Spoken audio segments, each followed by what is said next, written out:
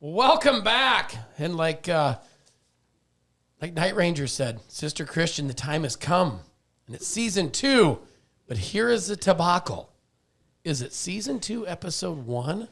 Or is it season 2, episode, and the number just keeps going? Because what was the last episode number? 27. So this should, Nate says it's 1, but I think it's 28.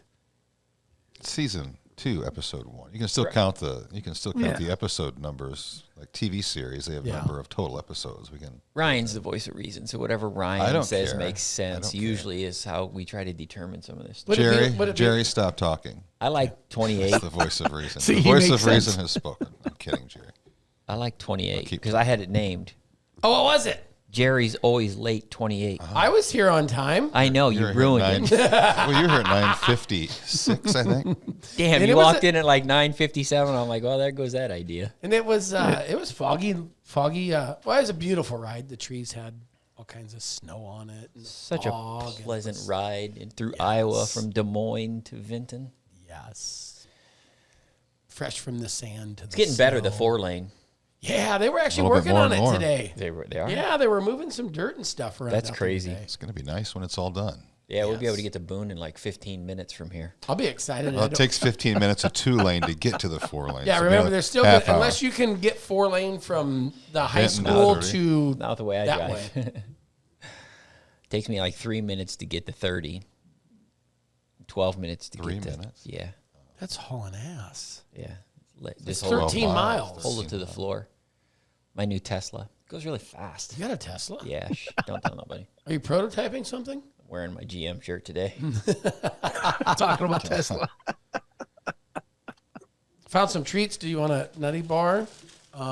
Took those from our Zebra snack cake. I table. said I found them. I didn't He say brought where. dog treats. Yeah, and I took got. them Or from- do you want some dog treats? Those are probably for me, right? Yeah. No, those are for the dogs. I had to bring them along today. Babysitters. You got the babysitter's gone today. the Marshalltown Speedway mascots. Yeah, they're down here somewhere. What kind of dogs are those? Pomskis. Pomskis? Yeah. One of There them it is is. world There's one famous. Yeah, there's Jack. Jack was on the Puppy Bowl. Jack, you were on the Puppy Bowl, weren't you? They're cute little Yeah. suckers. He's like, come here. Hey, come here. He's like, says- no. Not enough of you. He says, you're not going to put me on TV I'm again. looking for something to pee on, he says. No, there's Jill. Them dogs must be female. No, that's... As soon as you say come here, they take off. Well, I mean, it's anybody in life. Hi, sis. So podcast episode 1, Season 2, Season episode 2. 1, but 28 total. and their names are Jack and Jill. Jack and Jill. And then Sunday they get a brother named You Joey. get another one? Yeah, well, unfortunately, Jesus. yeah, I know. What is Jackie going to do with 4 dogs? Are you like starting like a bobsled team or something like that? Oh, we could, actually. You could. They look like You know, kind of we're going to bobsled see dogs. Jerry on the news, one of them people that have 56 dogs removed from their house. No, it's going to be 57, jackass. They'll call him the crazy dog man I'll be like Mary of Poppins. Urbandale. We had a lady in town here a couple years ago that was on the news, and she Oh, I had remember like, that. She had like 700 animals in She her had house. all sorts of different varieties She and had breeds. Yeah, there's snakes people that and do, yeah. People that- birds, and it was like a pet store. but it was not. No, Like she was hoarding them. It was bad. Yeah, I think they removed all the animals, and did. she moved out of town or something. Like Well, I that. remember that because actually where Jack came from, where we rescued him from, they were over here and took a bunch of the animals back to Des Moines. Oh, Or from back Vinton? to DeSoto, yeah. Really? Because, they get to call a lot to go out that way. Those relatively calm dogs, they hyper at all? Oh, yeah, they're hyper. Are they? Yeah. We have 2 mini Australian Shepherds, and them things are wound up. Oh, these two, when they get going, they're wound up. Wound up pretty tight. They're wound up tighter than Mike Albertson in an infield interview at Kokopah. Oh, we got all kinds of fun Wahoo conversations we could have. Oh, right now. What would boy. Wahoo say? What would Wahoo say? Our new segment. Exactly. You can Yeah. make that a segment. on Yeah, the- we'll debut that here the in the next podcast. couple. But yeah, hey, did you? How was Christmas? Let's get through that. You had a good Christmas, Brett. Did you get everything you want? I did have a good Christmas. The first time in the since I met my wife in 03, 04, she moved here. It's the first time we've spent Christmas morning in Waco. Ooh. So that was nice. You know, I mean, she really misses Waco, and We usually go down there. We've had a couple of times where we've left at like noon on Christmas Day. We celebrate Christmas here and then head south. But my parents aren't here. You know, they live in Florida now, and my oldest daughter, Alyssa, is starting her own family in Waterloo and doing her thing. So, you know, we decided you went to Vegas too, didn't you? Yeah. We initially, they had that blizzard. Remember that blizzard was forecasted for like the 23rd or the 24th. It was right before Christmas. And so we when we closed the office, we jumped in the car and drove down that night. Because that was in the last episode because she was all freaked about, we got to go. Yeah, we left like, I don't know, like noon that day, and we drove all the way through to Waco. We got there like 3 or 4 in the morning. So, but it was, a good Christmas. Yeah, and we went to Vegas for New Year's, which was fun. Cool. I don't know if I need to do it again. It's expensive. Gambling in Vegas. What do you mean? Gambling. The picture I got didn't make it look expensive. Gambling is expensive in Vegas during New Year's. Well, everything. But I don't gamble if to you lose. don't win. Right. I don't. Yeah, if you don't win, it's expensive. If you win, it's fine. I do lose occasionally. Dogs underfoot here. Something was. And you, Jerry? Well, it was good. We Christmas was kind of. I got a shirt and a pizza. I got a shirt for Christmas that was good, and a pizza. A piece of what? Pizza. The shirt. You know, we had pizza. Then New Year's we went to did our annual trek to the Retaicheks, and I found out in the state of Wisconsin, or maybe just in this area of Wisconsin, there is an unwritten rule. Bars don't close on New Year's Eve. At all? I was in a bar drinking at 4 a.m. Was it Retaicheks bar? No. Scott closed early because he didn't want to be out late. But we literally, His bar close time in Wisconsin normally, 2. you know. It's 2. So it's like it's like midnight, and I'm like, oh, good, we're gonna get to go home here in a little bit. And then it's like 2:00, and I'm waiting for last call, and all of a sudden it doesn't happen, and they're like, hey, come on, we're going to another bar, and I'm like, how does that work? I go, it's this, and then shot some fireworks, met. We stopped at Jared Seifert house. Then what did we do? Shot some fireworks, met a nice deputy sheriff. Kewaunee County's deputy sheriff. Yeah. Apparently, unlike Iowa, even though they sell it there, you have to have a permit to shoot them. So did you get fined? Did you get in trouble? No, he actually just sat in the driveway and watched. So that was the permit? Yeah, that was the permit. He permitted us to keep shooting fireworks. There was Permitted him to gunshots watch. reported in Luxembourg, is Yeah. what they said. And then Made him watch. went to Packers game, watched them beat the Vikings. Then went to How'd the playoffs turn out for the Packers? And Not as good as it did for the I was Vikings. going to say both of them turned And the out Cowboys. great. And the Cowboys. Yeah, the Packers, Vikings, and Cowboys have one thing in common. They're not going to the They all Super lost their Bowl this last year. game of the year. Yeah. Somebody's going to win the Super Bowl. What'd you do, Ryan? For Christmas? Yes. I just stayed in town. Did go to Chicago for a couple days when we were closed over the holidays, but Didn't hit a deer not a on the whole way, lot. did you? No, but finally, I hit that deer 3.5 months ago. They finally got parts in. I'm going to get my car fixed next week, so I don't have to manually do my turn signal every time I turn left. Well, at least I'll probably keep doing it out of habit, but That's good stuff. for all the left-hand turns you make in Vinton. yeah, quite a few. New Year's, did you do anything exciting? Went out here in town, but nothing too earth-shattering. No, Bowling alley? for a little bit. How about you, Jim? Were you up Were you Yeah, awake? Jim, did you make it when the till, ball dropped? His balls can't dropped quite remember. 45, 50 years I can't ago. remember that. Are you That sure? was more than 2 days ago. Oh. I must not have done anything exciting. if I can't remember. Jim's kind of that age of like Dan Retaichek is. I mean, they both could be nicknamed Tits Up 1030. The way they go to bed. Yeah, I think Jim goes to bed early, kind of, but it's like he's got his phone on all the time, because we'll get I'll get random texts, or he'll text me, hey, are you up? Well, when you get to late be at his night. age, you get up every 2 hours to Gotta pee. Yeah, exactly. So, I but wish anyhow, I'd yeah, go so to we all bed had a early. good New Year's. So anything left over from last year you want to talk about? I had a couple things just real quick. I Okay, wanna go ahead. touch on. One, I wanted to point out the ad that we ran in Speedway Illustrated in the December issue of Speedway Illustrated. I thought this was a good idea. Until we had 1,000 racers at Super Nationals. Yeah. until you actually like put them all on a list on a piece of paper, it's really, 1,000 seems like a lot, but it really seems like a whole lot when you do something like this. So we ran an ad in the news in the Speedway Illustrated, just thanking everybody that came to the Super Nationals. And so if you were there and we had you signed in and you participated, your name is in this ad. So I didn't know if everybody, we give a free, Speedway Illustrated gives a free subscription to IMCA Racers every year. That's part of a deal we have with them. So they ran this ad. I thought it was a really good idea. They thought it was a pretty cool idea. I don't know if Jim had that idea or who had that idea, but Carson, maybe, yeah. Everybody who competed at the 2022 Super Nationals last year, we put them in our thank you. Whether you won the race or whether you couldn't get out of a heat race, whatever it may have been, or whether you blew your engine up or broke or whatever, you're in here. Flipped over. So that's in the December issue, which, I always get the newsletter stuff confusing. Sometimes the December issues are in like October, but this was the December issue. Yes. And I've had it for a few weeks, but I don't think I had it before our last podcast. So I just wanted to mention that because I thought it was cool. I thought it was cool that my Speedway Illustrated and newsletter came at the same time this month. Wow. That's a lot of reading for you. Oh, it is. Hopefully there were more Jackie pictures was, than normal. well, there was always pictures. I just look at the pictures. The other Now, thing, Playboy's for the articles. nice. The other thing I wanted to mention too, we did have one, and I'm going to do this during the podcast because we'll do this drawing during the podcast. We had one of our contingencies that we hadn't issued from last year, and that is from IBOC, the spring company. They do a fire suit a drawing for an IBOC fire suit at the end of the year. And to be eligible, you have to be a first-time state champion in IMCA racing.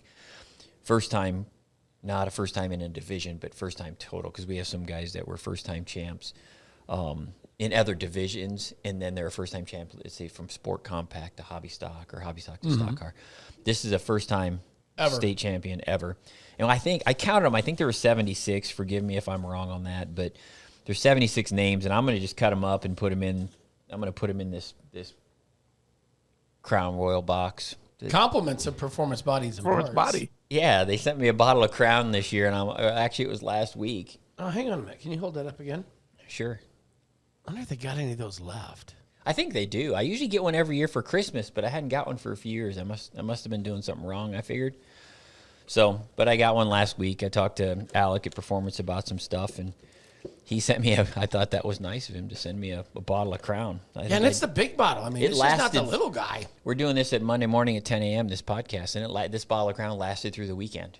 What? Yeah. Did you drink it over the weekend? Some. So it lasted. We started drinking Friday afternoon before we closed. So you said it lasted, so that means there's still some left. There's Where's still it at? some left at my house. Why is it? You got through a cowboy loss. Yeah, exactly. You didn't go out and storm the neighborhood. I'm not one of those. I'm not one of those crazy fans that paint their faces and I thought they were really going to pull it off at that last play. I thought the game was close enough to where they had a shot to win it, and they kept saying for all week that this was a legacy building moment for Dak Prescott. Well, how'd that work out, Dak? Yeah, all you wanted to do pretty is awesome. Not so get well. to the point where you're put in the kicker's hands, and you'd have to feel good about it. Ain't that the truth? But that was their first road win in the playoffs in 30 years. It was 92 as their last road win in the playoffs, which just is baffling. People make fun of the Cowboys. Because it's so fun to do. But, it's not like the Vikings or the Packers are any better this year. So they're like, top 8 team in the league. There's a lot of really good teams left. There is. I mean, the Niners are in. The Bengals. Still. I thought the Bengals. The Bengals-Bills game. Bengals beat the Bills in the snow. They beat the crap. That wasn't out even of a good game. Oh my I thought God. it was going to be good. No. They beat the crap out of them, but it's fun to watch. I like when it snows during the game. They have to go out there and clean the Use field their off and snow blowers. Yeah. So I'm gonna cut these names up as we're talking about other subjects. I did that before one other time for it was heat race winter decals. Yeah, stickers. Yeah, just make sure and don't cut your finger. Yeah, have you ever done that? I've actually cut the webbing of your. I think we talked about that once time. I've got the. That hurts like hell. The worst is when you get it between your thumb here. Look at the first name on this list, Mike Albertson, Stock Car, Wahoo! Iowa. He was the stock car state champion. He was. Yeah. No way. Old Wahoo. I mean, I think that's where he'd say fudge or even a blind squirrel will find a nut. Yeah. I mean, seriously. He sold. Hey, he got to go to Kokopah because he finally sold all his cows. He was in Kokopah. Yes, he was. And I'm gonna put these all in there, Ryan. You're gonna pull them out because you're gonna pull one out. There's Shelby Alves, which, interestingly enough, there's a car right there from the banquet. Yeah. Our ladies Eagle winner for the year. Now a new promoter. Now a promoter of is it Interstate? Yes, Interstate. it's back to what it originally was, Interstate Speedway. So I'm just going to cut them up. I'm not going to read all 76 names. If some, there's some on here that I know very well, and some of them that I don't. But all of them, obviously, all their names are going to be in this drawing. It'd be better. The odds will be better than winning the Powerball that was like $1.5 billion last week or whatever it was. Ooh, what's the next name you're cutting? Camden Barnett, hobby stock from Utah. What would you do if you won $1.5 billion? You ever think about that kind of stuff? Yeah. What would you Whatever I wanted. Mm-hmm. That's pretty much. I don't know. I'd travel. I'd buy something. Yeah, wouldn't we all, I think. I've always said, here's the deal. Your buddy's like, all? well, would you give me some money if you won? Would you give me some money? No, I've always said if I ever won the big money on the lottery, my immediate family, I'm going to pay off their debt. Not going to buy you a car. Not going to buy you a house. I will pay your debt. So that way you now get to start debt free. Like if Jason come up and said, "Man, you won the lottery. You got to buy. Give me your debt." And then I'll write him a check. You'd buy him a new stock car. Yeah, well, no, because he'd be on Facebook complaining about how he can't this and can't that, and at least he finally did something fun. He went snowmobiling for a change. Hey, yeah, what happened the last time you went snowmobiling though? I had a heart attack. Maybe if you had a heart attack went in the mountains. Do you have a snowmobile? Who was that? here? Who had the heart attack? Your brother did? Jason. Oh, snowmobiling? Well, at least he fared better than Ken Block. Yeah, Unfortunately, Ken Block got killed on a snowmobile Yeah. accident. He's a stud too. Ken Block did some cool shit. If you won the lottery, maybe Jason wouldn't have to keep buying motors at auctions. Yeah, exactly. now he'd still do it because he collects them.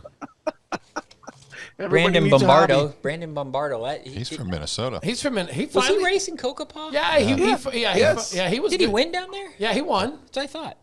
Yeah, congratulations. There again, every blind squirrel finds a nut. He won twice. I He won know. twice down there. That's why I recognize Them hobby the name. stocks I don't know if I've met him in person. The hobby stock races down there were pretty dang awesome. Sarneski from Cole. Cole Did I say Charneski? that right? Yep. I say Sarneski. Yeah, that's it. Forgive me if I say it wrong. Holy cow. What is that? Jim, you're younger and Jim, much better holy looking. cow, Jim! You, Holy We're cow. being Zoom bombed. Jim, what happened? You got a gap in your teeth and a beard. So, That's So how long let's- you've been talking, Cherry. so as I cut these up, let's talk about Kokopah a little bit, since we've already mentioned what Albert's Mike Wahoo. He won some races down there, didn't he? Yeah, he won the Wednesday. Bombardo won some races down there. Shelby Williams, Shelby Williams, Jim Horsch, Yes. Ethan Dotson, Ethan Colin Dodson, Hibden. Colin Hibden, Tim Ward. Gregory Murhead. Kyle Frederick, Stock Car, Wisconsin. He's like one of those stock Dude, car that guys. dude wins everything, but he's never won a state. This is his first state title. I had like this. I thought this was fake. I'm like, come on. I would have thought as much as that guy. He's in the top 4, I think, every time I went to Wisconsin in the stock car top class. 2. He's always up front, and I think I told him that at Super Nationals this year. He was at Super Nationals. I remember having a conversation with him. A lot of good racers in Wisconsin. But anyhow, so back to Kokopah. Did we talk about the winners? We started. 200 You know- what? 250, 230, something No, like there that was over the course of each night. 7. Oh, there's What do we did I average? t- what Did did I anybody? text do I don't know what averages? the average was. the average was probably right around 235 if I had to take a guess. Yeah, I saw a lot of 230 numbers when Yep. when I was looking on MRP. I watched a few of the videos. I watched a little bit of the racing. Yeah, you texted me. So yeah. Racing was told you to quit talking so fantastic. much. Racing was awesome. I'm kind of impartial. I tend to think that IMCA racing can be pretty damn awesome, to be quite honest. I think we got a good set of rules and a lot of talent racing in IMCA that at times Well- I don't think the racers get enough credit for. Not from us, at least, from other people. But Dylan Thornton won. He won 2 stock cars. Twice. I don't think anybody won more than twice, did they? I think it I was pretty would- well I would evenly put it- spread across the. I love when people talk about IMCA racers. You know what I mean? So, oh boy, I could really go off, but I'm not because it's the newer. Oh, that's right. There's the Jim. newer, kinder, gentler Jim. That's me. But hey, remember that drivers meeting you had that one night? Yeah, I think I mentioned it. People and their dogs. Jim has candid drivers meetings. I tend to have long drivers meetings. I don't know if you know this or not, but after about day 2 of drivers meetings at Kokopah, I was kind of hoping you were going to show up. Me? Did Jim do the drivers meetings? I looked at where Kokopah. I looked at where mine was short and sweet. I looked at where Yuma was That's on what Laura the map, said. and I was like, "Oh my gosh, that's a long ways from Vinton." Yeah. Well, I mean, all you got to do is go to Cedar Rapids and get on a plane. I know. Now, come on, Brett. Well, we all know that the working man needs a vacation once in a while. That's why he doesn't go very far. There's no better place for a working man to take a vacation than Vegas. Than Yuma. Yuma, ding dong. Vegas isn't a working man's town, Brett. Like you're saying, it's so damn expensive to gamble. You go to Kokopah. That's more of a working man's deal. The last year, it hasn't really been much of a working man's town anymore. Well, there must not be a lot of people working anymore. That's all I can think of. Jake Sackow, Northern Sport Mod. Again, a guy who wins a lot of races. I think he's working. He's driving truck. He's a truck driver. Just he won the Boone Points last year. Yeah, that's what got him. Yeah, he had a good year. I had read. I thought I saw a comment where if Jake Sackow would have raced Webster City and Fort Dodge instead of Marshalltown and Boone or whatever it was, he'd have won $3 million instead of IMCA's paltry little point fund. It just made me also laugh. only would have raced against 3 cars. Yeah, that's what made me laugh, Jim. I'm like, where's the rest of the story? Wait, look at Ryan and Jerry. They know they're we're getting off the rails. Yeah. Here we go. Podcast is getting off the rails and ready, set, go. Ryan, I'm going to say one thing about people bashing IMCA racers. Here we go. First of all, I'm going to tell you what. What? I will put our racers up against any racers in the whole goddamn country. Not only with talent, but their passion, their sacrifice. These aren't no average Joes. These aren't no goddamn prima donnas who drive around in big ass trucks and they're just not average Joes. Let's put it like that. These guys love to race. I mean, look at Yuma. We had such a great field of racers, and yeah, you can talk bad about IMCA racers, but I think Kenny Schrader's won a race or two, and wasn't he at Yuma? Yep. Yeah, he was. Kenny Wallace was there. Matt Crafton was there. Bobby Tim Labonte Ward was there. Hey, and I'm going to tell you what, talking to Bobby Labonte, after he was nervous going into that deal because he'd never raced anything dirt. He totally never raced dirt. Crazy. He made the comment, "I am in love with these stock cars. This IMCA stock car is amazing. I'm back next year. I'm going to race one of these again." I won't ever forget the comment that Schrader told me when I was at 141. I think it was 2 years ago, where he said, "Man, I just love these damn stock cars you guys got." He said, "It's like watching Daytona. Every time I show up to a track, and every time you got IMCA stock cars, it's like watching Daytona. Every single time they race, they're so competitive." I'm like, yeah, he's right. They are. And I think that's one of the reasons why stock car racing is so stout across the country anymore. It's got a lot of momentum right now.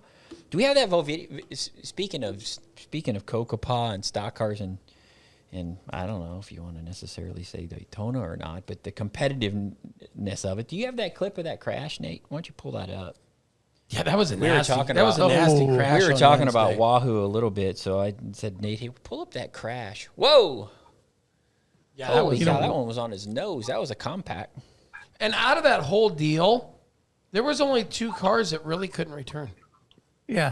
I mean, the thing of it is like the Baca car, they were Galler was the only one that was really part for the weekend. It's interesting to watch how this transpires. How it plays out, because we all saw this. Jim, you guys were down there. It's 87 long. Yeah. We saw this stuff play out. You watch it on video, and you watch the carnage that takes place. And we all have our opinion on how this stuff develops. But one of the things I wanted to comment in particular is just how fast obviously these guys are going. I don't think video really does it justice at times.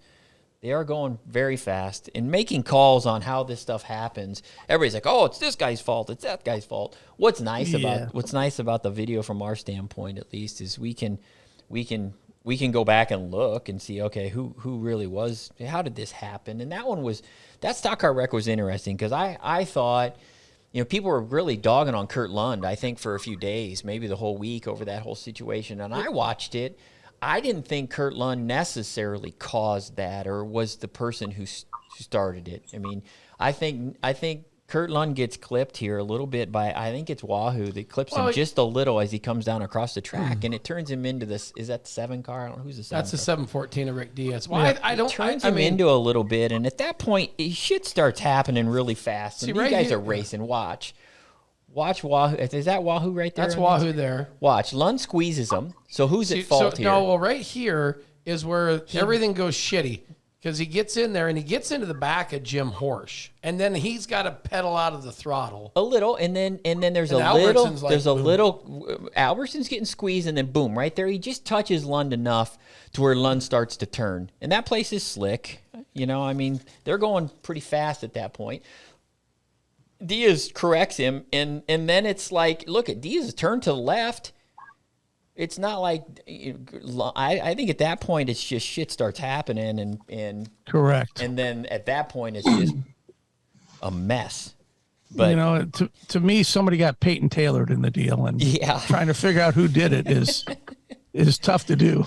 Peyton Taylor, but that's what we refer to it as getting Peyton Taylored. Yeah, I just thought that was a really interesting. I hate to see people tear their stuff. That was like the first night of racing. That was the first night.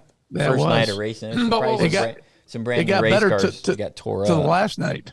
Yeah. I mean, what was crazy, though, is there were guys, like Shelby Williams, they stayed up all night working on, they didn't. Well, they're committed at that point. They're clear down there. That's like everybody says, this guy's going to go home, and, we're going to lose 15 stock cars. I'm like, they've brought everything. Racers are resilient, I think there were 3 of them at the frame shop. Yeah, that next morning they were at I can't remember where they took him. It was a racer there in Yuma.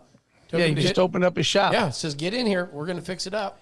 Yeah, that's when racing really, it shows the resilience when guys fix their stuff. Their dedication to it. Yeah, some of them could probably have packed up and went home. I don't know if anybody did, but when you look at a situation like that, and then you have other racers reach out and offer them to help them and loan them parts or sell them stuff or use their shop, or there's just all kinds of things that where to me, those scenarios are one of the reasons why I think racing is so authentic, and it's those of us that are in it are so passionate about it. We're willing to help. Correct. Racers are willing to help other racers.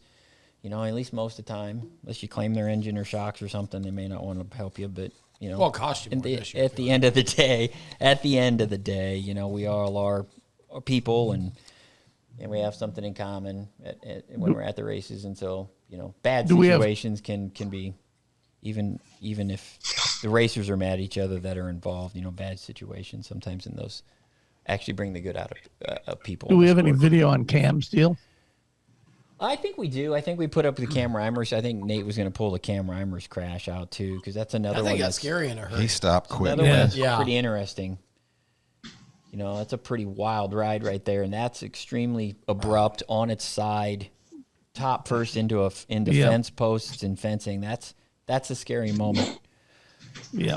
Those are the situations that we as a sanctioning body do take very serious. And Cam actually did a video on his Facebook page. I watched it. I didn't reach out to Cam. I've talked to him a lot, but I didn't reach out to him. And I watched the video and his explanation on the window net, because that sheared the fuel pump off the car, leaking fuel, and it also bent the latching mechanism for his window net.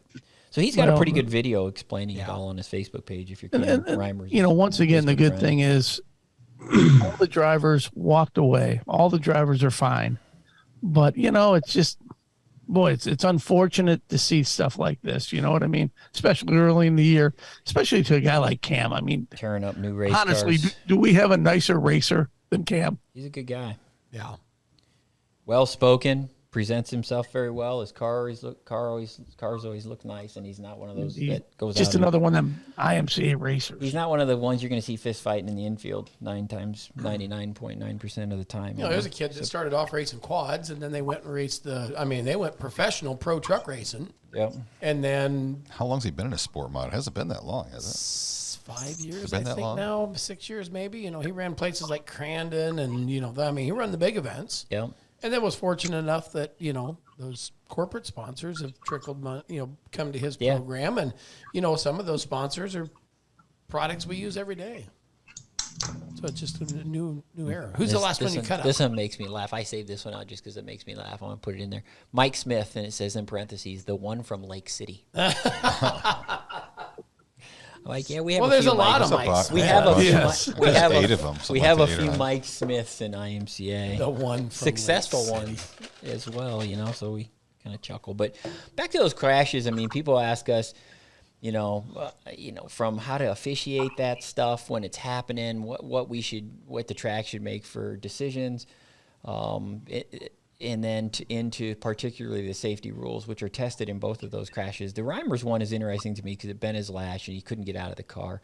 And people say, oh, we should change that rule. I had a couple people reach out to me, and I'm like, in most of these circumstances, we can't write rules that are going to cover every single crash in IMCA. We see some very violent ones. We see some wild ones. Yeah. We had one at Super Nationals where the fuel cell flew out of the car and landed in the interior of the right in the car right behind behind him it. on Yeah. fire. Yeah. I mean, how would you ever write rules necessarily to prevent all of those circumstances with as violent as the crashes can be? But our safety record is really good. We're proud of that. We do our best to try to be at the forefront on some of that and at least educate our racers as best we possibly can on what their options are. And, a guy like Cam and Kurt Lund and some of those guys in that stock car crash, they have the freedom to choose what safety equipment fits their needs and their best budget. And I think 99% of the times our racers do that. But the latch on the Reimers one, where we mandated at the top, at the front, I think, we've got different ways you can. When I raced, I had a seatbelt welded to the end of a pole, and you just clipped it in. And now you see guys that have the spring-loaded ones, or you see the NASCAR ones where they've got like a lock lever, almost like a seatbelt. So there's different ways it can be done. But you get into situations like that, and we've had one incident that I remember where a car got upside down, and it was after we allowed aluminum roofs on modifieds.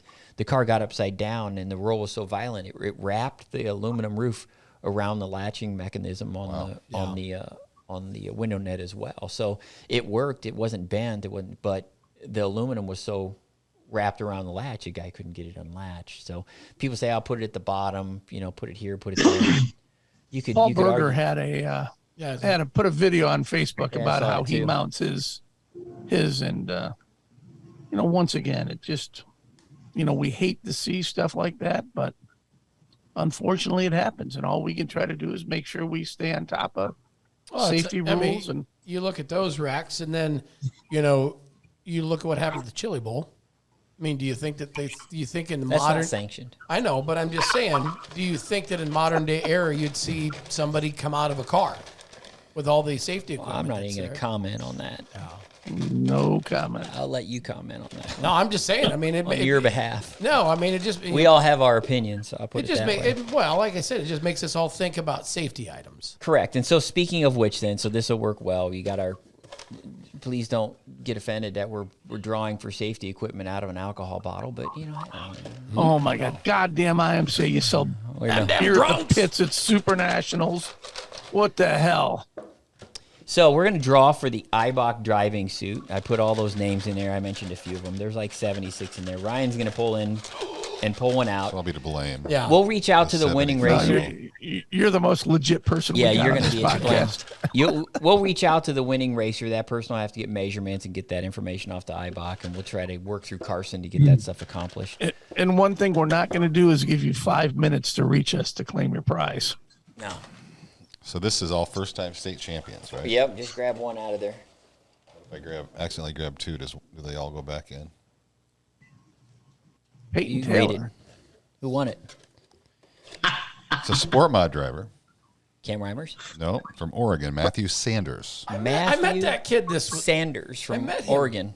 Hey, they've got a 7. Well, congratulations to Matthew Sanders on 2 things. One, winning the Northern Sport Mod Oregon State Championship for the first time. Yep. Last year in 2022.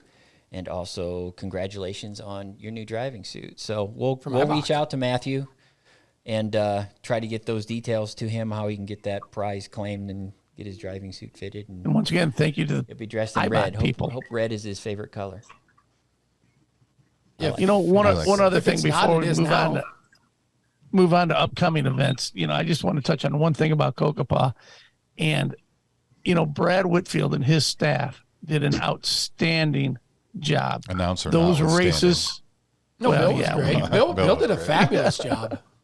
I mean, those races were done by 9:30 out there, and the track was good. Everything ran smooth. I mean, he's got a small but mighty crew, and I think, also got to thank Grant for making the trip down there and helping out with it. And once again, Grant did a fantastic job. It's not easy. You have 240 cars and Jerry you got to corral to try to keep the show moving. And be Jim's chauffeur. Yeah, Grant was my chauffeur. I replaced Jerry. Yeah, wrapping as far as Kokopah goes and the Winter Nationals and wrapping all that up for this year. I mean, it's Kokopah is it puts on good racing. Mm-hmm. It's well attended. It's probably about one of the only places in the United States where you can have outdoor racing where it's halfway reasonably warm. Oh, I mean, and even down there, I think it was chilly in the evening, wasn't it? Yeah, but I mean, it was hoodie chilly. Yeah, I mean, throw a hoodie on. There's and no you were snow fine. at least. Yeah, blizzard conditions like we were having up here in Iowa. So it's just been a good addition for our January racing to where we really didn't have much racing in January prior to IMCA. Good way to kick off the year. It is a good way to kick off the year. There's a lot of positives that can be drawn out of it. And we don't want to focus too much on the race, on the wrecks that happened because there were many of them. Fantastic racing. But the racing was good, and for all the racers who made the trip down there from long distances or even short distances, we definitely want to thank them for the show moved along good with Jerry all you guys did. And Rowdy. We were able to conquer both of them. Yep. What else? What else are you going to talk about? Second week was so much easier, though. No Jim, right? Yeah, exactly. Super Dave was there. Super Dave. What else do we want to talk about? We want to talk about upcoming specials? Let's do it. We got a special guest on. Has he been listening the whole time? I think so. He's probably sleeping right now. You have been. Oh, boy. Look at that guy. How have you been quiet? Well, I didn't know my microphone was working, so if I would have known that, I would have probably chimed in a little bit more. That explains it. I do want to say something to what Jim had said about people talking about IMCA racing and racers in general. I'm friends with a lot of people that run different sanctions, and they give me a little bit of bull crap every now and then, but most of the time they're just doing it to do it. Most of them aren't really serious, but the ones that are, I just invite them to come get some. If it's that easy, come put it on us, And usually they'll borrow a car and they'll go out there and they'll have a hub come loose. They'll have an excuse by the end of the night why they didn't leave with the hardware. So I just want to say y'all's doing what a sanction does, and I'm glad to kind of be a part of it. So people bash us, but hey, here's $300 if you come to our track.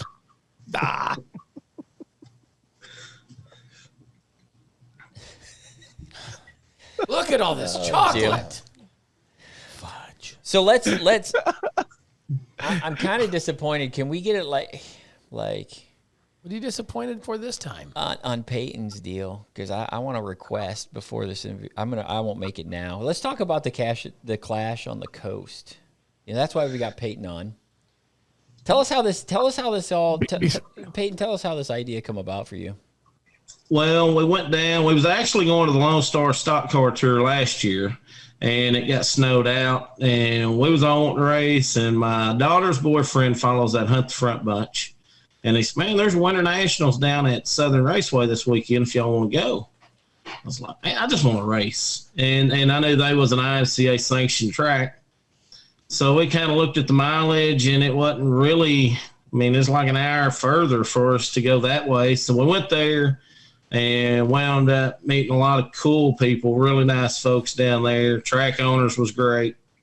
And we wound up winning the heats, features, and we had a good time. You know, went and ate down there on the beach during the day before the Saturday show. And just kind of, it was nice to be in Florida and see that type of weather and just, once you cross the Florida line, everybody's smiling anyway. So it was something that when we left, we're driving back home. I looked at my wife and she goes, I said, I think we need to have a speed week down here. We need to look, see what other tracks could be involved. And she instantly looked at me like I was on drugs. So I was like, well, I'm serious. I think this would be something good, but we got to do it with the right ingredients, And so I reached out to Brett, and I think I reached out to Brett first. I may have reached out to Jim later on.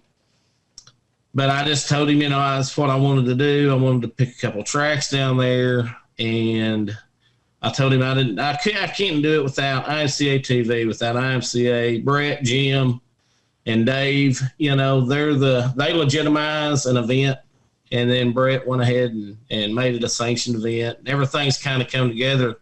Unbelievable. This is my first promoting venture, but I've been in racing since I was 8 years old with Larry and Mom and Mooney at Batesville.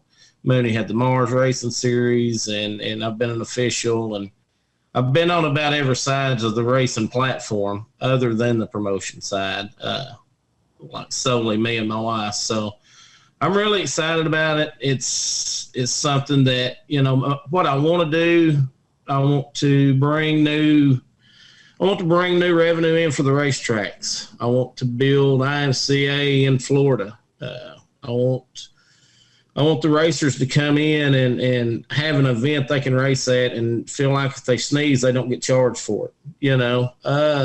We go off to some of these places in Tennessee, and I'm not going to name other places, but Bristol.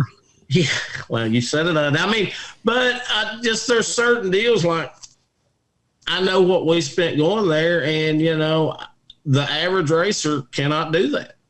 So I'm trying to put all this money in the back of the purse. That's one reason I didn't pay. I could have paid $5,000 to win each night if I wanted to.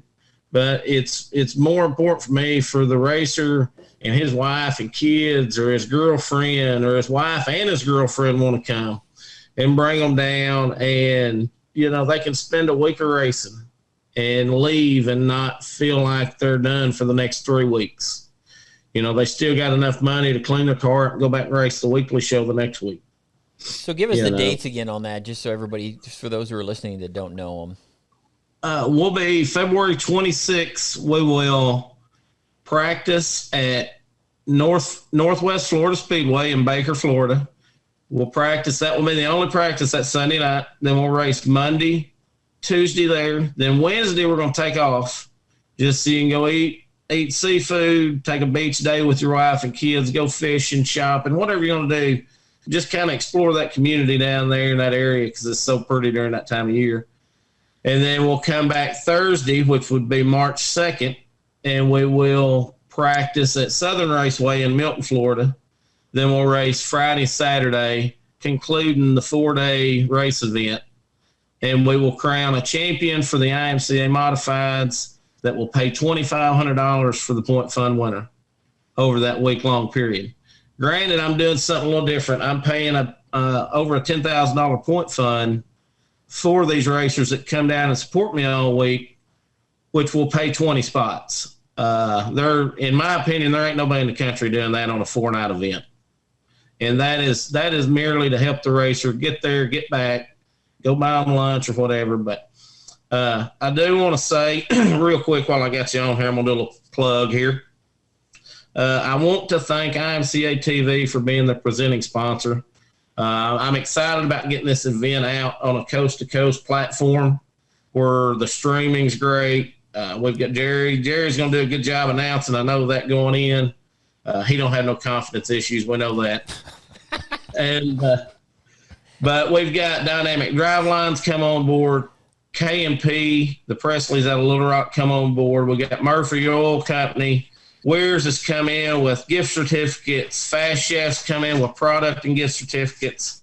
Brad at Velosta's doing some championship suits, gloves, shoes, helmets. Performance Body, Alex Scott and the guys are coming through with gift certificates. Whoa, got an entry. Right here's something that's really.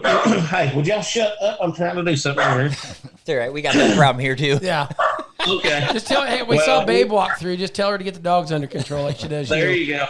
Well, this is something really cool. So this Landon Milkey and his company, Race Wrap Express, has come on board for the hard charger of the event. Gets $150 for the guy that advances the most positions, which I think is really cool because you don't see a $150 hard charger award a lot.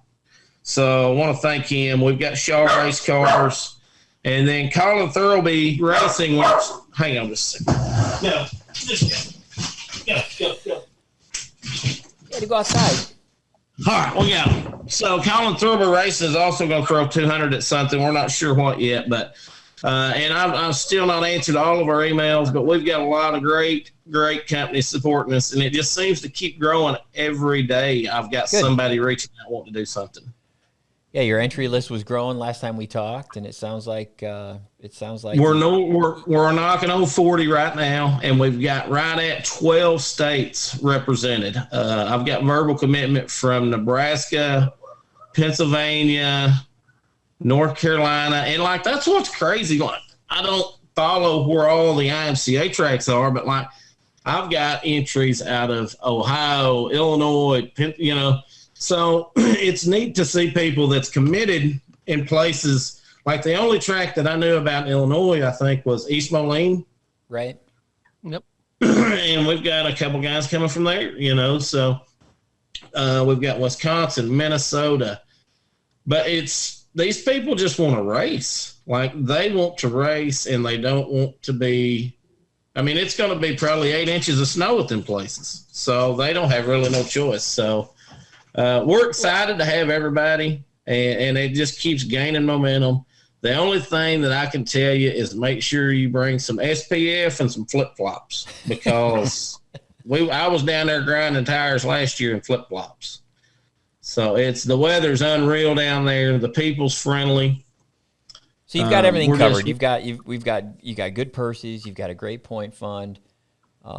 You've got the structure right. It's in an area that's going to be accommodating to weather-wise. It's a fun place to go. The Panhandle of Florida is a fun place to go. I've vacationed there a couple times in the last few years with my wife. It's a really pretty area, And I've also heard a rumor. Who wouldn't want to get out of the cold weather up here? But you forgot the best part. Sorry not to let you in, Jim. But you forgot the best part, Peyton, and that's the trophies. I still think that's the coolest thing. Well, I'm really excited about that. I was planning on having that up. Wrapped. No, you're good. You're good. I was actually going to release it today, but when they come out, they're really going to be sick. But very cool. We're going to get better. We got one of the nightlies done, and they are going to be skim boards.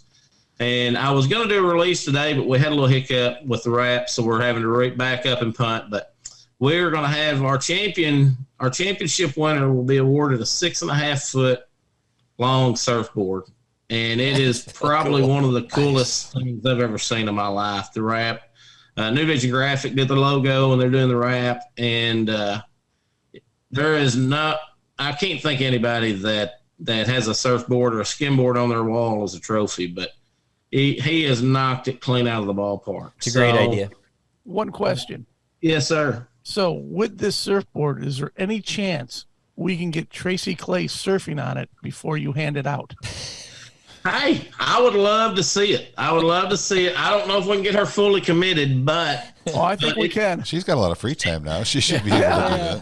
Unfortunately. Well, it's funny. Let's start the campaign. We want to see Tracy surf. There you go. Well, it's funny you mentioned Tracy. Tracy's she's had a big part. She's been a big part of my life ever since I was about 4 years old. They used to hide me under a pillow to get me in the racetrack there back in the day when my dad raced there. And so you're saying Tracy's that much older than you?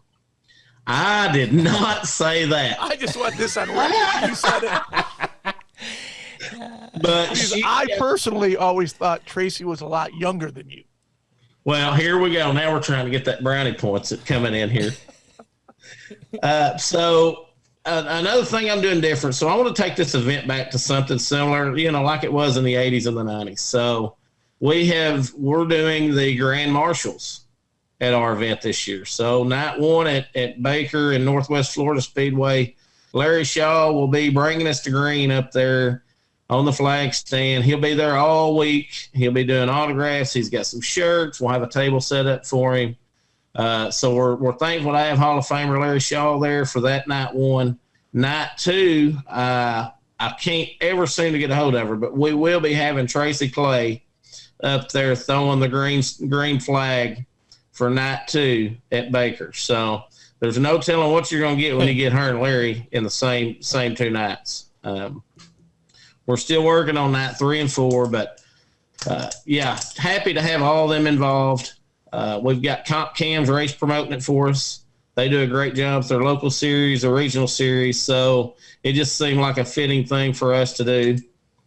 Another thing that I want to push real quick while I've got you on here is, and Brett, I think it's Brett or Jim talked a little bit about how early they got the event over in Kokopah.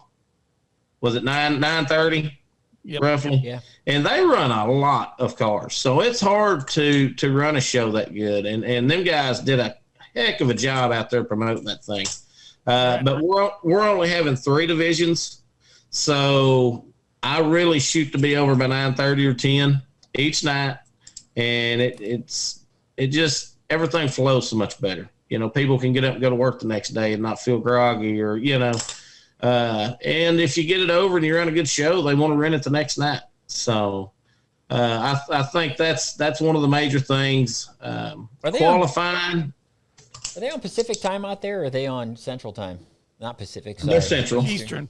Eastern. They're Central. Well, Pensacola and Milton in that area is Central. Okay. When you go on over further east, it gets Eastern, I think, maybe. Gotcha. Yep. Yeah, that'll be important from the broadcast standpoint too, as well, so everybody knows exactly what time to tune in. It's all on the same time zone for the Central, for the most part. Mm-hmm. I think one of the cool things about our event is, I'm just tickled to death to be involved in IMCA getting back to Florida.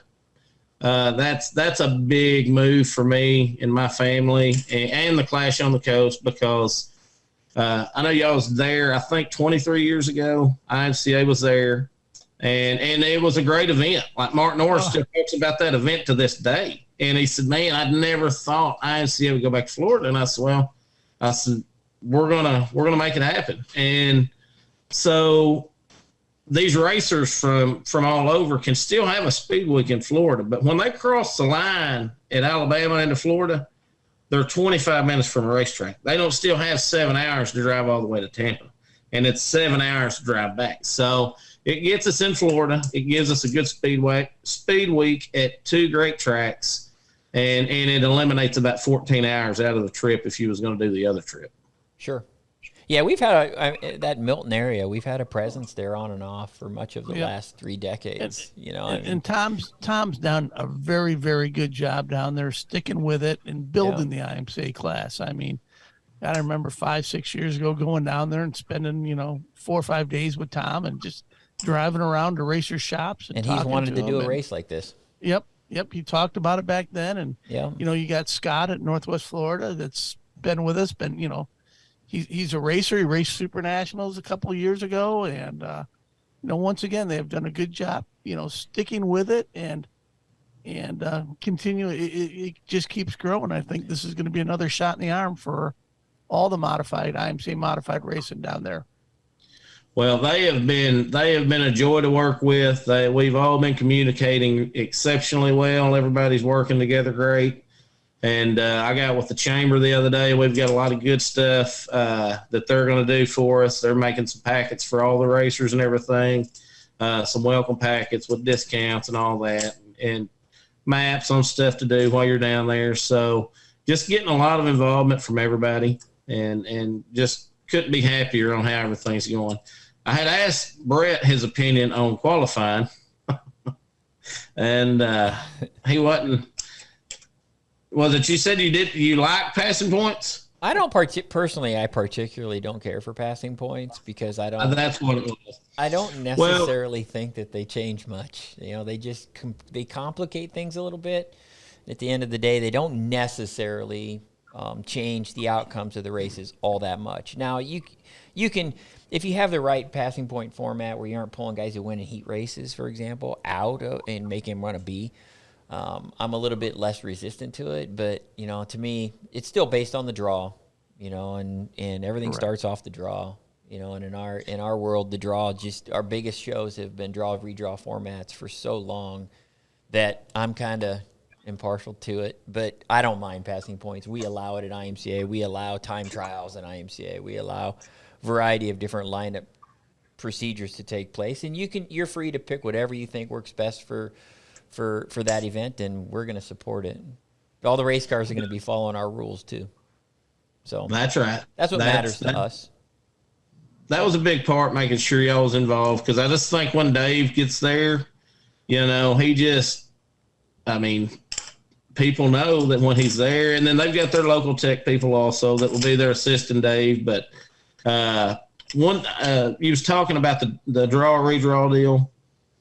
I'm a racer, so I wanted to try and figure out the best platform that gives everybody a level playing field. So what I've decided to go with is we'll just draw for heats, and then we'll take top 3, transfer to the A main. But your heat winners, your second place, and your third place will all redraw. That way, if you run third in the 6th heat, you got a chance at starting 13th. Does that make sense? Yeah. And I'm doing something a little bit different also. So if just say there's 100 peels in there and you draw 59 or 85 the first night, and you're buried in the back, the next night you'll draw in the 49 and under box. That way you get a good shot at both tracks at qualifying up front. So, or at least starting up front. If qualifying depends on how hooked you are, but you got a chance at finishing up front in the heat. You're not going to get buried with the last row starting spot every night. Yeah, the draw is so important. There's so much perception with it, and there's so much, I don't know, what's the luck of the draw? There's so much superstition to it. There's a lot of things that racers get caught up with the draw. So it's nice, whenever you have a system that kind of softens some of that, it's not a bad thing. Everybody wants a fair shot at the end of the day. To win the race, to win a heat race, to get qualified for features, to get into that top 20 for the point fund. I mean, that's what's going to draw cars down there. That's going to draw volumes of cars down there. So I think you're doing the right things, Peyton. I do. Yep. I think it's a great idea from the onset. We've talked about this. I think you've covered all of your bases. I think you've got a great personality to be a promoter. You're easy to talk to, and you're hard not to like. Thank God you got a good personality. And you're putting up awesome trophies. A little bit short on, but plus he can dance. I wanted to bring this up. He does the best Carlton Banks I've ever seen. You call that the Carlton Banks? That's the Carlton. Show us. You're gonna have to do that. You're gonna have to do that. You don't have to do it right now if you don't want to. Come on. But you're gonna. How do you know? How do you even know I've got pants on underneath this shirt? Well, that's. Well, because point well taken. Stay seated. Put pants on. No, I think we could have a dance off at this event. You against the feature winner every night. I mean, I've seen you do the Carlton Banks, and it just makes me laugh. I don't know if I've been known to throw some leg down. Oh yeah, you know how to party and have a good time, which again is very important for this event. I'm actually at the track right now, and everything looks good, and I'm in the pits, and. Hey, that looks like my backyard, Jim. I don't see a fence, so. Oh, yeah. That was before I put the fence up. Okay. Well, that's what Brett told me here. Brett told me here a while back. He goes, well, I just tell you, you get Florida, you get Peyton Taylor involved. And he said, if Peyton can't make you have fun down there in Florida, he said, I don't know that you can have fun in Florida. So, and that not to mention Tracy Clay surfing. Oh, yeah. Yeah, so I can't wait to talk to her, Jim. All the IMCA guys, that are getting their cars ready, want to go someplace warm. End of February, early March. We're about 5 weeks out, roughly. from this podcast. I'm sure we'll have another one before then. But get your cars ready, and Unless again, we get canceled. Good chance to race for some good purses, great point funds, awesome trophies, and awesome weather too, in a really cool part of the country. He said February 26th, right? Yes. Yep. February 26th to March 4th. So that means the race date's the 27th, and Super Dave's going to be there. So he's going to probably have to leave tomorrow Yeah. to get there on time. No kidding. Well, Peyton, we do appreciate you taking the time to join us today. You know, and we may talk about this again on our next podcast. Like I said, we'll probably have another one before the first green flag flies down there. So. Well, I appreciate y'all having me on board and let me kind of talk about this venue. And man, I've got a lot of good momentum going with it. People's been talking about, just excited to be doing it. And it wouldn't be possible without y'all guys, and I appreciate that. Being a promoter is very, very tough. It's a very tough business to be in. So I have a great deal of respect for all the effort you're putting forward to try to make this thing go, and we're going to do our best to help, and we'll see what happens. All right. Well, I appreciate you guys. Y'all have a good week. You too. Thank you. Thanks, Peyton. Thank See you. you, Peyton. So again, you know, that's the end of February. Got a lot going on. A little bit before then still when it comes to special events. We do have the Mod Lights at Henry County down in Florida as well. Which is like, that's the furthest south The Sugar racetrack Bowl. that we have. Yeah, that's the furthest, It's right down there on the tip. Yeah, it's damn near to Miami. Yeah. It's way down there. So the dedicated Mod Light racers that want to get out at some of the cold weather too, you know, they've got their shot at Henry County coming up. And that's Henry County's a cool little race. Yeah, Henry's on IMCA TV. The Icebreaker in Abilene in Texas, you know, 17th, 18th. right around my birthday, which is the 20th. Every year, we run the Icebreaker there, and Rob's getting ready for his race. He's got a great purse there, and he's running many sanctioned divisions down there, not just mods like they're running at the Clash, or not just mod lights like they're running down at Henry County, but Rob's running mods, stock cars, Southern Sport mods, compact, hobby stock, like 1,500 to win stock cars, I think, or 1,000. It's 1,000 to win each division, mods, stock cars, and Southerns. Each night, 2-day show at the Icebreaker, and again, that's like 17th and 18th of February. So once again, IMCA TV. Also on IMCA TV, correct? Yep.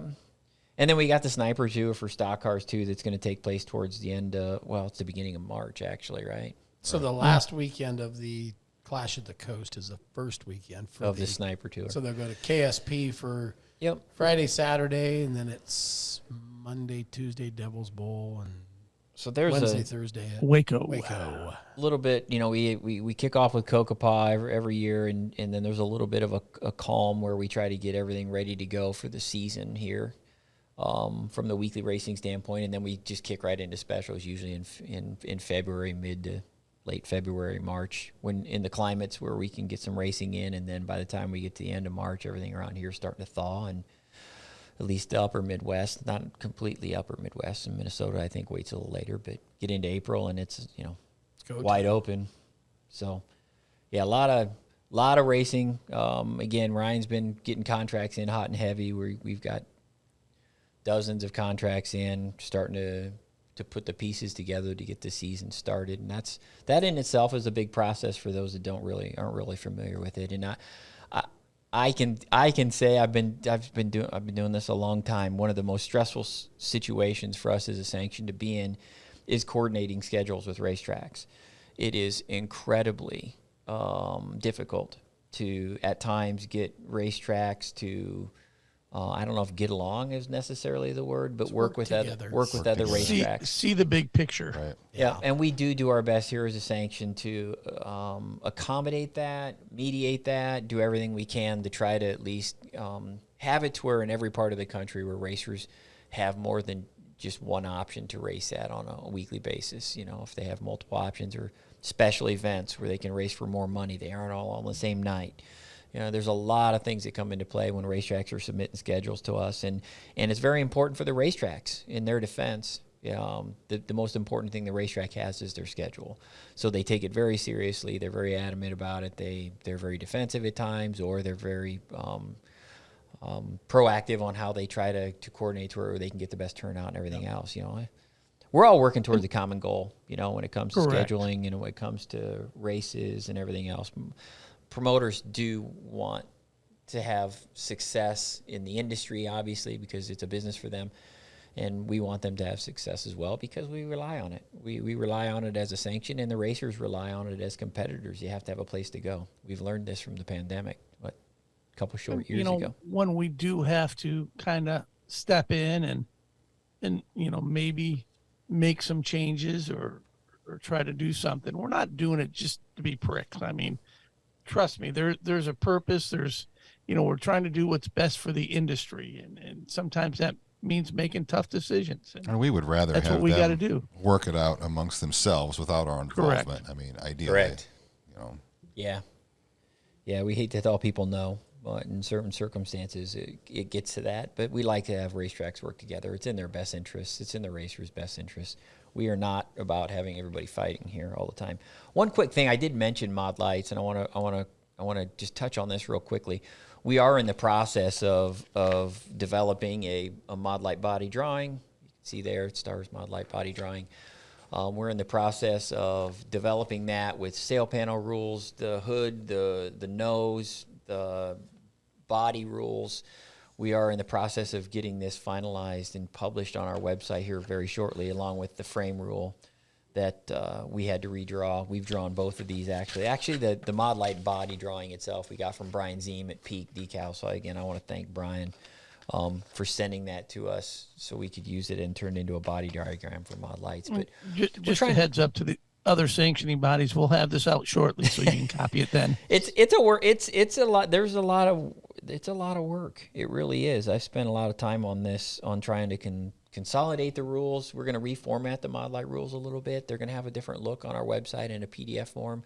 But instead of printing out 22 or 26 pages as a mod light racer, you're going to be able to hit the print button and it's going to print out 4 pages. It's something you can put in your trailer. It's something you can put in your toolbox. It's something you can tape on the wall at your shop, which I think is very important. We're trying to organize it. One of the first things, I remember when I first started here in 97, one of the first rule meetings we had, I was like, oh my God, these rules are all over the place. Not all over the place from the standpoint of they were all mixed together. You went from a shock sentence to a rear end sentence to an engine rule.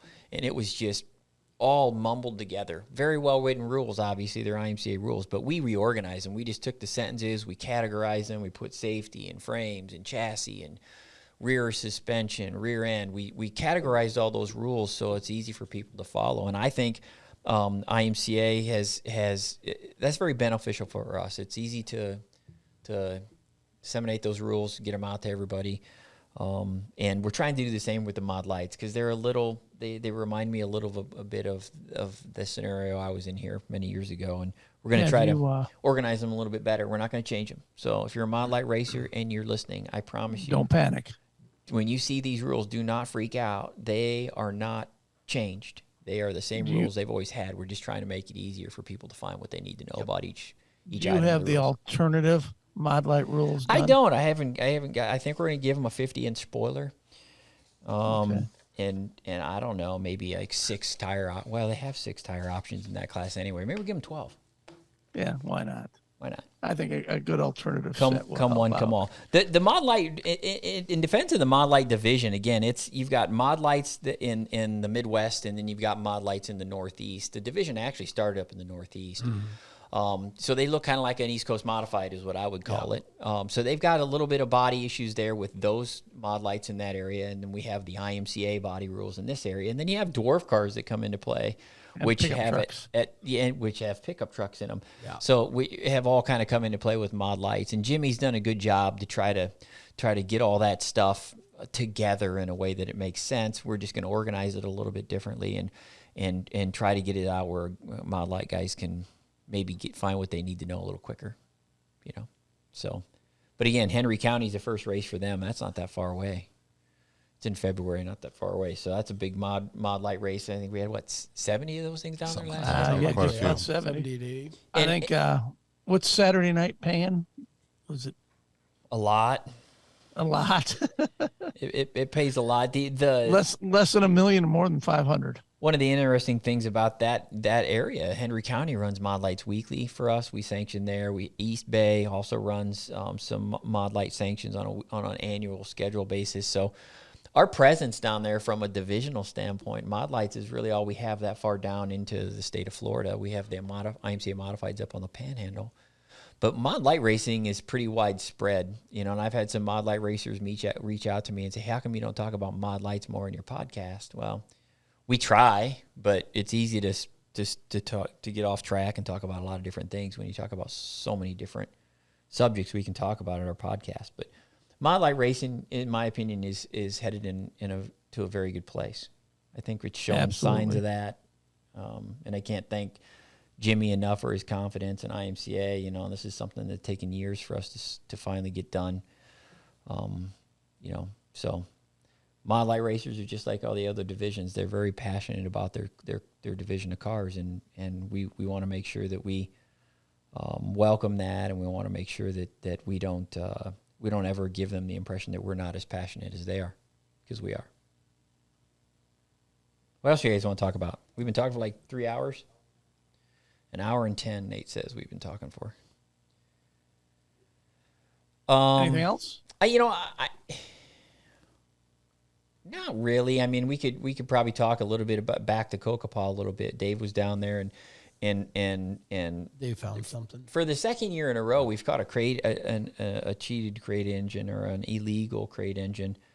Non-compliant, unapproved, whatever you want to say. And doctored up.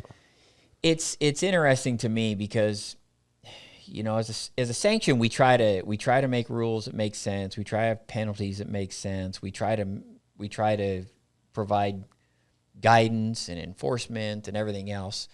But when you have situations where you've got blatant cheating, I used to take it very personally when I first started here. The cheating to me was like, oh, we're going to fix this. We're going to get this where racers don't cheat. And here, I've been here 25 odd years, whatever the heck it is, and it's still on like it was in 97 when I started here. It's a part of the sport. It's maybe the ugly side of the sport a little bit, but we don't take it personally at IMCA.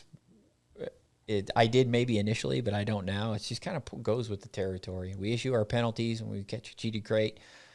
We give them the option. They can pay a small fine and turn the engine in, or they can pay the $10,000 fine. And we've had that option for a couple years now. And I think I've got 6 engines. I'm losing track. I thought this was a good idea at first. But what the hell am I going to do with these engines? Garage sale. I thought maybe we could too bad we didn't have we could take them to Boone and hang them from the catwalks or something, something cool. Put people's names on them. I think one of them's from Boone. Perhaps down there. Yeah, maybe. No, it got delivered to Boone. Lives by Boone, but I'd help switch that out of that one had the wrong pistons in it and a bent rod. I don't know how I know that stuff. We didn't take it apart and look. So what they found in the one, it was illegal bolts. It didn't. It was a fairly. Dave usually calls them sophisticated cheats or not so sophisticated, and this one was apparently not terribly sophisticated in its presentation. So it was visually easy it was found quickly. Yeah. Yep. And the racer chose to turn it in, and I think it's riding in the IMCA TV van right now, somewhere around Arizona or whatever, coming back. It was tucked away. But from our standpoint, we've always just wanted to get people are going to cheat crate engines just like they're going to refuse claims. Just like they're going to cheat claim engines, we don't take it personally. We just issue the penalties and move on, and some racers do the same. They don't take it personally. They pay the penalties and take their lumps and move on. And some of them don't ever race IMCA again, but it is what it is, but that particular situation is, the very first race of the year. Well, one of the first races. Yeah. To catch a situation like that it's interesting. Just thought I'd add that. We can end our podcast on that. Let's find something more positive to talk about. Did you want a zebra cake? Your dogs. Where are your dogs? I don't know where they went. Are they alive? Oh yeah, I think they're under the table. Gotta be in here somewhere. This one down here is out like a light. Oh yeah, Jack's like, no, I'm just gonna sleep. Then they'll get in the car and drive home, and they'll be like, Dogs are the best. They are. You can have That's why we're getting a third. You can have the shittiest day on the planet and go home and your dog still love you. You know. Or you can be riding in a car yesterday and the one has the shits on the other one, and you're like, you know what? I just gotta give you a bath and clean up the floor. Yeah. You know, I mean, it just happens. Dogs are pretty good. Well, so this is episode 1, season 2. 2. Right? Did I say that right? Yes. Yeah. Episode 1, season 2. Yep. Season 2, episode 1. What are we going to talk about in episode 2 of season 2? Double deuce. Holy On the loose. Double deuce on the loose. Had one of those this morning. We still don't have a lot more information than we need to know. We still don't we still won't have a lot of racing going on in the next 4 weeks. A little bit, but not The much. end of the month, middle of the month. Yeah. So Ryan's going to a trade show. You're in Going you to are. Luxembourg Yeah, you're going up next, to Wisconsin. When is that? Next Saturday, week from Saturday the 4th. You doing some thinking? No. Yeah, No. I'm thinking I could show No. up. I say don't. You're not going with me. Well, no, I'm not saying I'd Okay. go with you. I'd just say I might couldn't meet be you in there. Jim already told me Yeah. I couldn't survive 5 hours in a car one way with you. So In this area of Iowa has been relatively a pretty calm Quiet right now. winter so far. We had that Hey, one blizzard. lucky. how was it? Hey, how was the trade show last week at the Battle of the Barn? We were going to get a booth for that, and I couldn't find it anywhere. Yeah. Didn't have one. What? We could have set you up. I mean, I talked about it. What happened by to the Great myself. American Trade Show? I don't Not so know. great? Sometimes things fall apart and Wasn't so great. partnerships become. was this your brainchild? No, I had nothing to do with that. I just Wasn't so great. The Great American Trade Show wasn't so great. finally trying to get decarbon monoxide. It was what I'm trying to do. Maybe it missed. You know what was probably lacking of that trade show? What? Attendance? Vendors? The obvious. People. Oh, besides people, Jim. How about Common the sense, sanction? good leadership. Yeah, I had not. See, like you said, I had nothing. No IMCA there. Nothing to do with me. I wanted to go, but I didn't. To the what? Were you there? Did you announce it? Yeah, I had announced the fiasco of. So Ryan's How going to was go it? up to It Luxembourg. was a good time. I mean, now here's the deal: if you're ever going to argue with a cop, make sure you don't wear a shirt that says "I smoke weed so I don't punch anyone." Oh my God! What you were wearing that shirt? Now this idiot at the barn was. I mean, Oh. and wanted Did to they argue arrest with him? the cop. The anger management part I can understand isn't appropriate, but weed should be legal. It I'm should okay. be I mean, legal. I'm we had fine. this Well, see, conversation last We week. could have some really fun non-IMCA, non-racing conversations at this podcast because we're a I pretty talk diverse. weed all day. We're a I pretty- I worked in I'm- treatment centers for years. Yeah, we are a very diverse group of individuals in this room. Although racing kind of brings us all together, we all have our own opinions, our political views, all kinds of stuff, and we could really have some fun conversations. What It'd if we just opened it? like the what Joe if we Rogan opened podcast, a tin you know? of gummies here and started, and then Like the about, category? and then about Oh, 45 minutes into the podcast, see where the shit goes downhill. Because I will guarantee I you, probably wouldn't be able to form a sentence. can you take them gummy? 45 minutes before we Or start? I'd be then?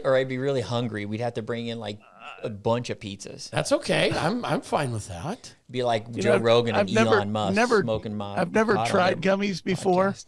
but I think I've seen they work. Let's put it like that. Oh, they work. They work. Yes, they do. Jerry, you're kind of quiet. Me and did you Grant know? saw that firsthand. Nice. Jim sits there. So you did more than go to races in Arizona, huh? You know what? Somebody said, "Here, try this," and I'm like, "Okay, I will." And I'm And like, you shut up? "Oh, Yes. I go to a whole different level." We found the Of magic quietness. pill. Yes. Jim was like, "Are you The okay?" magic gummy. I was like, Oh my God. "Yes." So, I'm fine." needless to say, we will have, or somebody will have, some available at Boone this year. We need to get we need to get a bill on Governor Reynolds' desk to make that shit legal. And if you're going to stop, I've talking. asked her about it. Grant's got one mission before the Super Nationals. Oh, I don't know if you know it or not. It's there. It's pretty. You just next thing you know, here you go. So again, Who was that guy? We'll get back on the rails. What? The one in the suit. Matthew Sanders, Northern Sport Mod. He's like Oregon. about 7 foot tall. I met Oregon's him first time at Kokopah. State champion for Matthew this year, so he won himself an eyebrow. So it's going to be a lot of fabric for that driving suit. Yeah, I mean he I'm was. about to pay the difference out of my salary, aren't I, since I drew His that. car was very. You could see it. It was black and green and didn't have any skirting on it. He took a. Might have to be red this year. Yeah, it was a red fire suit going to go with that. Yeah, but Christmas colors, red and green. Mm-hmm. But anyhow. And then I did see. Did I see they're having a 7,000 to win sport mod race up there? Is that in Oregon? They're doing that. They're Jim? talking about it. I don't know if it's been announced yet. I or saw it has something now. on Facebook, or maybe it's ahead of us. Oh, has it? Yeah. So Four sport mod drivers only. and that will likely, like Jim hit on it, that'll likely be a sanctioned event, which means no, you can't have Give a up your modified license license or and be a race, mod. pretend, Can't run we're a not- super and late pretend to be a model. sport mod guy. Not gonna happen. Every year we getting somebody that hates us for that particular rule, but I think the sport mod racers, northern and southern, like that rule. Right. I don't know why they wouldn't. Hour 20. We talking too much? I think the first didn't season 1, episode 1 go like 127? I don't think we've wrapped that one up yet. I think Are we this is still kind on- of we're are we doubling still on that up. number 1? We're doubling that up. Well, we do have a lot of people that listen to our podcast. That is for sure. People It's like say over it to me. That many Thousands. people have trouble sleeping at night. People say it to me. People say it How many we got to you now? guys. I know that You always send us in our text He's group got once in a stats. while about the stats. Like, congratulations, you've got. You got time, or does that take too long? the last time we had a podcast, I made a mention about my daughter's cheerleading. Yeah, because they've got like blackouts where you can't miss practices, and I'm like, we're leaving. We're gonna miss practice. I don't care what the cheerleader says. Come to find out, the Jordan, the guy who owns the cheer gym that my daughter competes at, her brother races a sport compact. So they thought that comment was really funny, and I'm like, uh-oh. So it kind of blew my cover. But Jordan, her brother, races a sport compact. One of the cheer coaches at the gym, her and her husband, Haley, and her husband go to the Super Nationals every year. It's a real small world. It really is. Down at Kokopah, That's what's cool every about day racing. Somebody would stop us. When's the next podcast? When's the next podcast? That's what's cool about racing is you always, wherever you go, you always meet somebody that knows something about racing. And it may not always be IMCA, but their people, racing is very widespread. Yeah, they know something about some form of the aspect of it. Yep. Where'd you go, Jim? I had to go answer a phone call. Oh. Anybody important? My son. Oh, hey, Hey, whoa, whoa! Are you Grandpa again? Are you Grandpa? Yeah, because you thought you were going to have to fly home. This Nope, nothing yet. we should have started the podcast on this subject. I forgot all about it. Jim is scheduled to be a grandfather today. See, and he Hopefully thought he today, was we going to don't have to know. fly home from. He's like, I go, what are you doing? Changing flights. I got to go. I go, Yeah. what happened? False alarm. And then all of a sudden it was like gas. False alarm. Had gas. False or alarm. something. So we are looking to add another official to our team here. Hopefully, don't know if it's a boy or a girl. There's all kinds of. We don't know names. We don't know anything yet. No, so we just know there's a baby on the way. yes, there is That's a right. baby on the way. Just hopefully it doesn't look like Jim. Oh, come on. Man. It's not lying. We're all Imagine that. thinking it. Little sucker comes out and looks just like Jim. Well, it's, Because JJ looks like you, Jim. He does. JJ looks He like does. you, has your mannerisms. When you see people and their children, Oh, yeah. and they act like each other, they talk like each other, all that stuff. JJ is definitely Jim's kid. There's no doubt about that. Well, I will say when the Well, baby, hopefully everything goes well. when the baby That's is what, born. that's what matters. Yes, that's don't all matter. that Sex matters. don't, as long as, hopefully everything goes well. When the baby's born, So keep us posted, Jim. I will do that. doesn't matter whether it resembles Jim or not. Correct. It will be whining just as much as he does when the baby when he's born. It's a slap from the doctor. Maybe a new grandchild will mellow Jim out. Well, he Make said him he's going to less- be the new but he still hasn't come up with any new pictures. I mean, that is another thing that somebody asked me. When Jim going to get some new pictures for his background? I kind Don't of like the encourage one I him. got up now. Don't encourage this. I'm still waiting for the damn sound machine. Oh yeah, the Wah, Come on. wah, wah. I know. I want buttons to push like Kramer, Mad Money. Call Jim Naylor. I think he still has does. one. He has one? Yeah, he has one of those sound Yeah. machines. I have one. Oh, you I do have two. one. Oh, that's right, you do have one. I have one at the. There's one at the racetrack in There's Boone. one And at the there's one in racetrack, that's my. There's one somewhere in my garage. Well, let's wrap it up. Let's wish everybody happy and New Year. Yep. Hope you all enjoy. Remind everybody to check out IMCA TV schedule if they want to watch some races. That should be your New Year's resolution. You can watch the replays. If you missed Kokopah live, you can watch the replay live. There are races happening every month on our replays. Yep. Unlike some of the other ones. So check all that stuff out. We'll have races obviously next month. We'll have a little bit more to talk to. Hopefully by the next time we have a podcast, Jim's going to be a grandpa. Yeah. I mean, lots of cool things happening. You and Jim are Kinder, gentler Jim. Nicer, friendlier. Jim. Maybe it'll mellow a little bit. Kinder, gentler Jim. I doubt it. You never know. He'll be like that one Jim that Jim that says they don't stereotype their people that work out. All right, so let's wrap it up. All right, so there it is. Make sure and join us on IMCA TV for any great action and replay pass. Just buy it because racers get money back. So you give money to the racers when you buy Tracks that get money back. pass. Racers get money back. Racers. Don't be a cheap ass. Don't be a Jim. So off. You going for a sandwich? I'm just gonna hang tight. All right. Well, hang tight here till season 2, episode 2, the Double Deuce. Join us for that next time. Thanks for joining us, and thanks for supporting great IMCA racing and IMCA TV.